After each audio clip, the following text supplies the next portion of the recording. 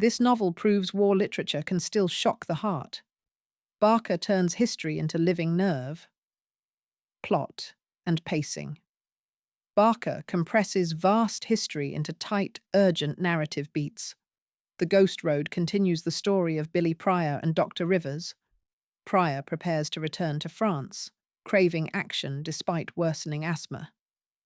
Rivers visits anthropologist colleague Louis Yayland and recalls Melanesian fieldwork. These alternating threads create rhythmic counterpoint that never drags.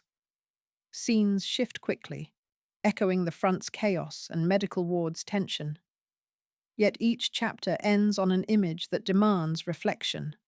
Letters, dreams, and case notes diversify texture without stalling momentum. Barker balances battlefield horror with island memories of ritual and myth. The structural weave mirrors Pryor's asthmatic breath, tightening in measured bursts. Action climaxes in an autumn offensive depicted with cinematic clarity. Barker never lingers gratuitously. Each shell burst drives character insight. Entire war panoramas compress into anguished diary entries and terse dialogue. The novel ends abruptly, honoring history's cruel refusal of closure. You finish breathless, sensing literature and time collapsing together. Past and present overlap like double exposure photographs. Symbolism emerges organically, never flagged by intrusive commentary. Reading feels like marching while dreaming, conscious yet half submerged. Characters and psychology. Every voice in this novel carries trauma like shrapnel under skin. Billy Pryor remains paradoxical, cynical soldier, tender lover, secret saboteur of authority. His inner monologues zigzag between lust, dread, and political rage. Shell shock has sharpened his insight, not broken his will. Dr. Rivers embodies compassion, yet participates in the machinery sending men back. His ethical anguish permeates therapy sessions that read like Socratic dialogues. Secondary figures glow briefly but memorably. Njiru, the Melanesian shaman, counterpoints Rivers with marginalized, colonized wisdom. Sarah Lum, Pryor's lover, exposes home front fatigue and feminist frustration. Barker renders each relationship through tactile details, tobacco breath, iodine smell, trembling handwriting. Even antagonists receive nuance, resisting simple villainy.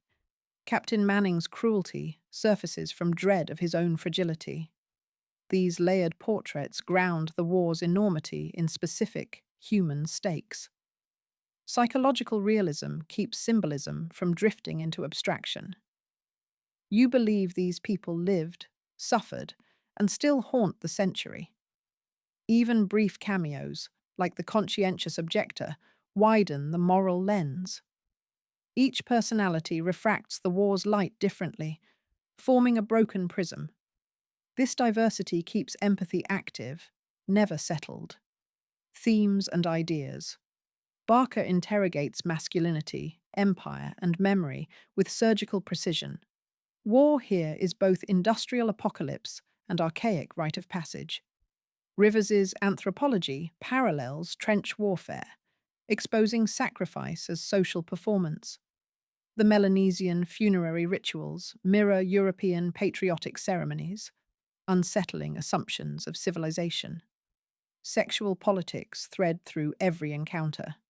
Pryor's bisexual desire challenges Edwardian binaries alongside class hierarchies. Silence becomes another weapon. Men conceal trauma to protect comrades, nations, and fragile selves.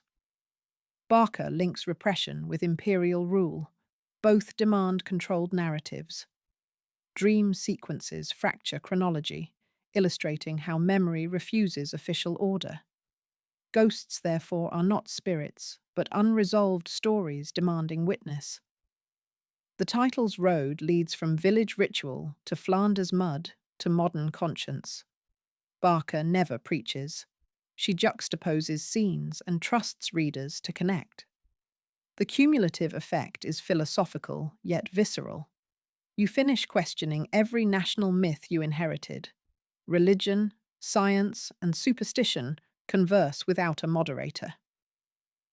Barker invites the reader to moderate, deciding whose truth resonates. That responsibility feels unsettling, yet empowering. Style and reader experience. Barker writes with scalpel exactness and unexpected poetic lift. Sentences snap like rifle cracks, then bloom into elegiac cadences. Dialogue captures regional dialects without resorting to caricature. Medical vocabulary mingles with soldier slang, creating textured sonic layers. Flashbacks employ present tense, widening immediacy and dread. Violence appears briefly, yet stamps unforgettable images onto the mind. A bayonet transfixing a boot reveals more than pages of gore. Barker trusts implication, inviting readers to experience echoing silence.